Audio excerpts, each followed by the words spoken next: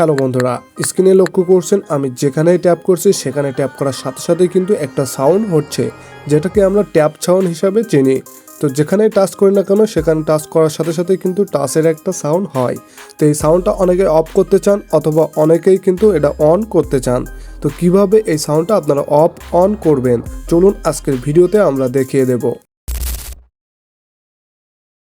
Okay, সাউন্ডগুলো of on করার জন্য শুরুতে আমাদের সেটিংয়ে চলে যেতে হবে। এখান থেকে আমরা একটু নিচে স্ক্রল করব, নিচে স্ক্রল করে আমরা দেখতে পাবো হোম স্ক্রিন নামে একটা অপশন, সাউন্ড অ্যান্ড ভাইব্রেশন নামে একটা অপশন। তো সিম্পলি কী করব, সাউন্ড অ্যান্ড ভাইব্রেশন অপশনে আমরা ক্লিক করে দেব।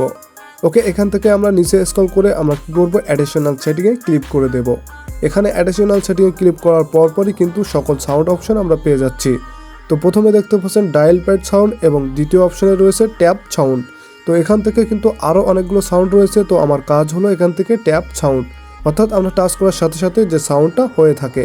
তো দেখতে পাচ্ছেন ট্যাপ সাউন্ডটা আমরা অফ করে দিয়ে অনেকগুলো অপশন চালু করছি, কোনো সাউন্ড হচ্ছে না। এরপরে আমরা ট্যাপ সাউন্ড চালু করে দেওয়ার পরপরই কিন্তু আমাদের সাউন্ডটা চালু হচ্ছে।